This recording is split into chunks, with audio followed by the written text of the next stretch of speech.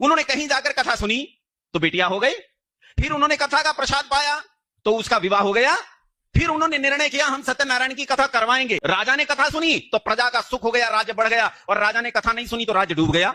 लकड़हारे ने कथा सुनी तो बड़ा लाभ हुआ और नहीं सुनी तो नुकसान हो गया। कथा खत्म, पंडित जी चालू हो गए, बोले ओम जय जगदीश हरे। हमने कहा पंडित जी कथा तो सुनाओ। बोले कथा तो सुना दी। मैंने कहा कथा तो आई ही नहीं, तुमने तो यह बताया कि कथा के सुनने से क्या लाभ है और छोड़ने से क्या हानि है। कथा का महात्म्य मात्र बताया, कथा तो है ही नहीं। सत्यनारायण की कथा कौन सी है जिसके सुनने से लाभ होगा, वो वाली कथा सुना। पंडित जी बोला मैं तो इतनी जानता हूं। समस्या यही है। मते रामानुजाय नमः। नारायण।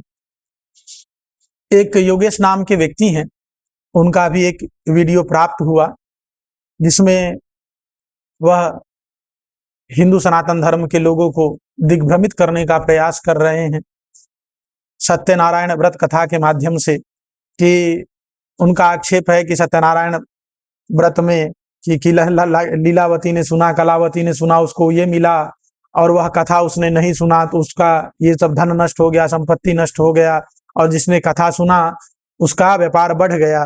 तो वह जो कथा है वह किस कथा की बात कर रहे हैं, वो इस प्रकार का प्रश्न वो करते हैं कि नहीं नहीं पंडित जी लोग कोई कथा वथा नहीं सुनाते हैं, वह तो महाराज बस केवल लोगों को भ्रमित करते हैं, ये पूजा पाठ करना सब व्यर्थ है। इस प्रकार का आक्षेप उन्होंने योगेश जी ने लगाया, जो कि एक आर्य समाजी है। हमें कौन क्या कहता है नहीं कहता उससे कोई तात्पर्य नहीं है, पर हमें योगेश जी से प्रश्न है कि क्या आपने उस सत्यनारायण व्रत कथा को आपने पूरा पढ़ा? नहीं पढ़ा तो कोई बात नहीं, किसी न किसी से सुना होगा, या हमारे सनातन धर्म में किसी भी घर में यदि होता है तो पंडित जी जब कथा सुनाते हैं वो कोई कथा नहीं सुनाते हैं, वह जो है वह व्रत का महात्म मात्र है। मतलब वो व्रत के महत्व को बताता है। जिस प्रकार से शास्त्रों में गौ सेवा करने का महत्व प्राप्त होता है, उसकी महिमा का वर्णन किया जाता है कि अरे भैया गौ सेवा करने से ये फल मिलता है, तुलसी का सेवन करने से ये फल मिलता है, सत्य बोलने का ये फल मिलता है, और संध्योपासन करने का ये फल प्राप्त होता है। तो वो केवल फल महिमा का वर्णन है, उसके महत्व को दर्शाता है कि यदि आप सत्यनारायण व्रत का आचरण करते हैं तो आपको ये फल मिलेगा। और लीलावती ने उसी सत्यव्रत का अनुष्ठान किया, सत्यनारायण व्रत का अनुष्ठान किया। सत्यनारायण व्रत कथा में ही आती है कि व्रतम अस्ति महत् पुण्यम स्वर्गे मर्त्ये च दुर्लभम। अरे भैया यह जो व्रत मैं तुमको बताने जा रहा हूं, ये भगवान नारायण नारद जी से कहते हैं, देवर्षि नारद से कहते हैं कि भैया जो मैं व्रतम अस्ति महत् पुण्यम, मैं तुमको व्रत का उपदेश करने जा रहा हूं, ये नहीं कि किसी कथा का उपदेश करने जा रहा हूं। वहां पर भगवान ने व्रत का उपदेश किया है। और वो व्रत कौन सा है? तो कहते सत्यनारायणस्यैव व्रतम सम्यक विधानतः, यानी सत्यनारायण व्रत को भगवान बता रहे हैं। ये सत्यनारायण व्रत क्या है?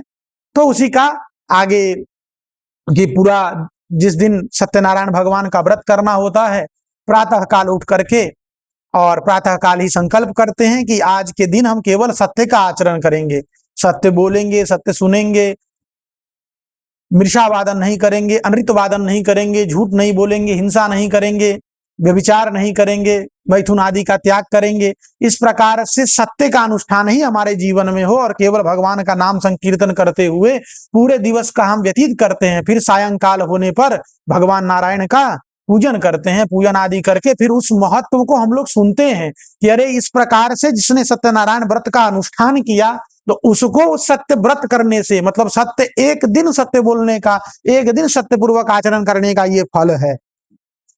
तो वहां पर वो सत्यनारायण व्रत है, वो कोई कथा की बात नहीं हो रही है। यदि आप ध्यान पूर्वक योगेश जी यदि सुने होते या पढ़े होते तो आपको इस बात का बोध होता, ज्ञान होता कि वहां पर किसी कथा का नहीं बल्कि वहां पे व्रत के महत्व को प्रकाशित किया गया है। वहां किसी कथा का वर्णन है ही नहीं, वहां तो केवल व्रत के महात्म को बताया गया है। और इस प्रकार के लोग, योगेश जी जैसे लोग हमारे सनातन हिंदू धर्म में लोगों को दिग्भ्रमित करने का कार्य करते हैं और लोगों को हिंदू धर्म की धाराओं से अलग करके एक अलग धारा में जोड़ने का प्रयास चल रहा है। इस प्रकार के षड्यंत्र से हम लोगों को बचने की आवश्यकता है। इसलिए आप सबसे निवेदन है, किसी भी ऐसे सोशल मीडिया के माध्यम से कई लोग इस प्रकार से भ्रामक ज्ञान देते हैं, कई प्रकार की भ्रांतियां फैलाई जा रही है, जैसे गायत्री परिवार हो गया, आर्य समाज हो गया और ब्रह्मा कुमारी संप्रदाय हो गया। ये सब दिखने में वैदिक हिंदू सनातन धर्म के अनुयायी लगते हैं, लेकिन कहीं से भी ये लोग वैदिक हिंदू सनातन धर्म के एक भी सिद्धांत को नहीं मानते। ये लोग बस केवल व्यक्तिवादी हैं, सिद्धांतवादी नहीं है। इस प्रकार के व्यक्तिवादी लोगों से बचने की हमें आवश्यकता है। इन लोगों का जो सिद्धांत है, इन लोगों का जो पंथ है, ये पूर्ण रूप से वेद के विरुद्ध है। वेद के स्वरूप वेदानुकूल नहीं है, और जो भी वस्तुएं वेदानुकूल नहीं होती है वही अधर्म है। वेद प्रणहितो धर्म अधर्मस्तद विपर्ययः। वेद के प्रतिकूल जो व्यक्ति आचरण करता वही अधर्म कहा गया है। और कृष्ण याज्ञिक एक बहुत अच्छे मीमांसक हुए हैं।